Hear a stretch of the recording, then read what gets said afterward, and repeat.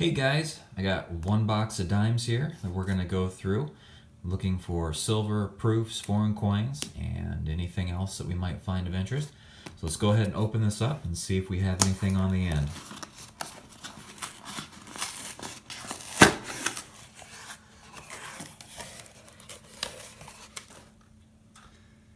I don't see anything on the ends of these, so let's open these up and I'll let you know if I find anything.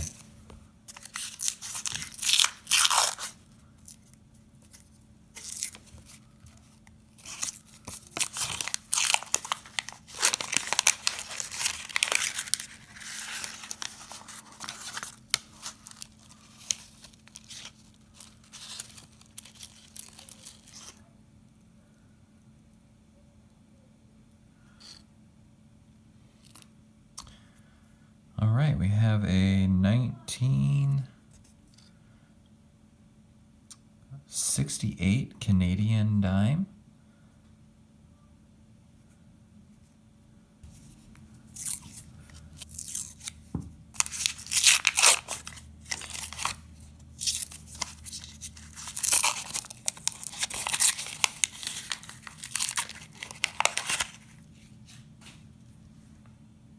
All right, looks like we might have a silver here. And we do. We have a 1964.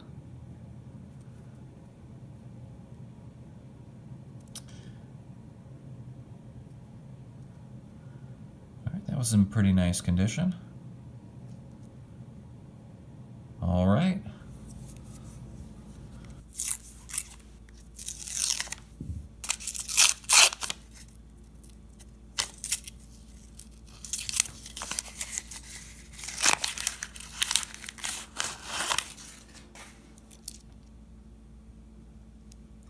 Well, looks like we might have a silver here.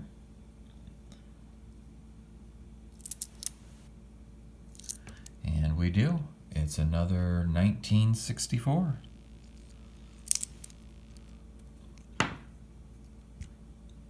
Cool.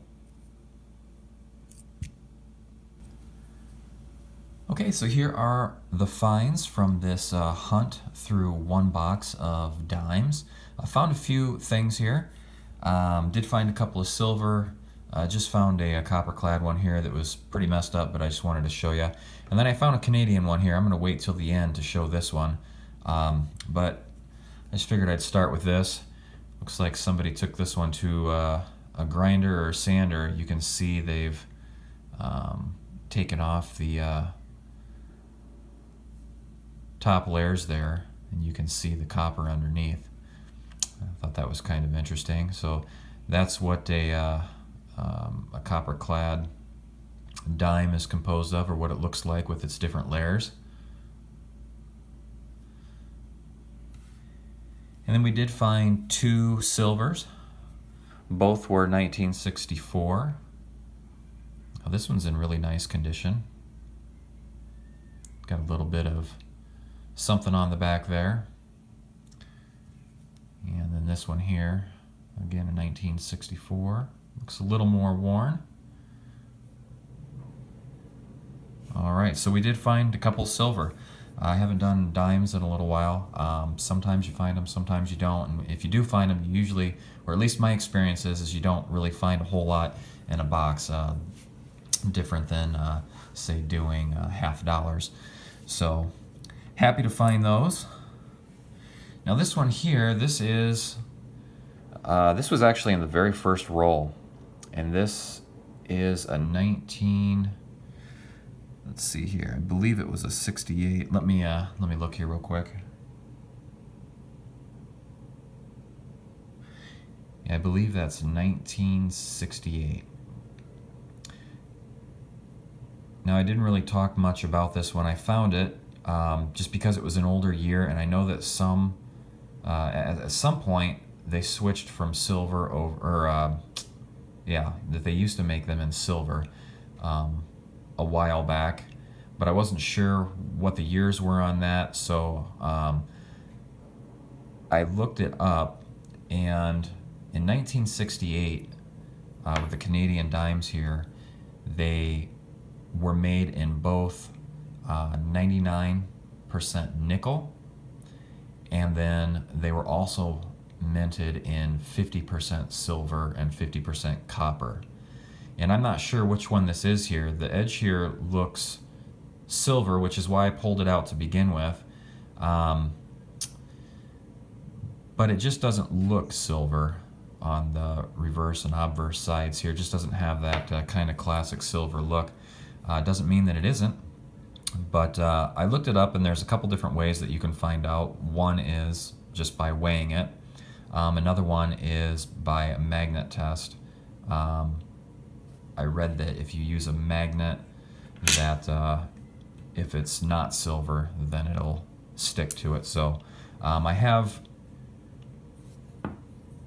actually I'm going to do a couple different things here. I do have my scale, my digital scale. So I'm going to go ahead and weigh it first. Now the coin is a little bit worn, but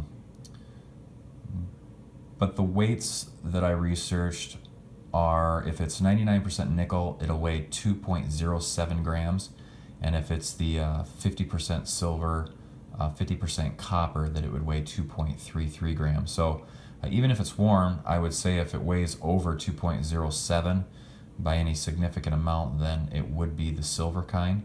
So I'm going to go ahead and throw this on. I've got that set to grams, so let's see what this says here. Well, it says 2.33, so apparently this is a 50% silver dime. So that is pretty cool.